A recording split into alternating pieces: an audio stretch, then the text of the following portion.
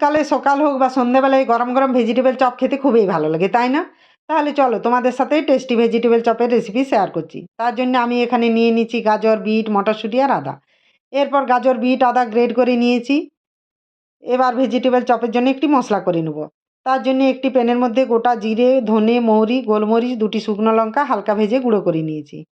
এবার কড়াইয়ে সর্ষের তেল গরম করে বাদাম ভেজে তুলে নেব। ওই তেলে 1/2 চামচ চিনি, 5 ফোড়ন আর লঙ্কা কুচি, মটরশুঁটি দিয়ে একটু ভেজে দিয়ে দেবো গ্রেট করে রাখা বিট গাজর।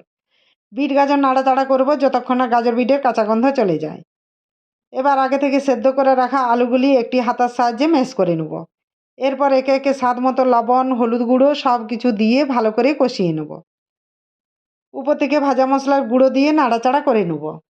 আগে থেকে গুঁড়ো করে রাখা বাদাম আর ধনে পাতা ছড়িয়ে একটু নাড়াচাড়া করে নামিয়ে পুরটিকে ঠান্ডা করে নেব। এবার পুরটাকে হাতের সাহায্যে ভেজিটেবল চপে সেভ করে নেব। এরপর জল দিয়ে কর্নফ্লাওয়ারের ব্যাটার গুলে নেব।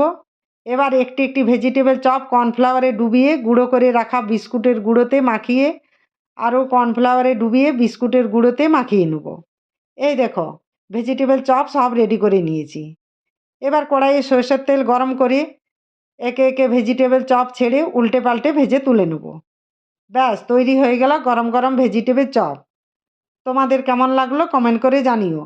ভালো লাগলে সাবস্ক্রাইব করে পাশে থাকবে।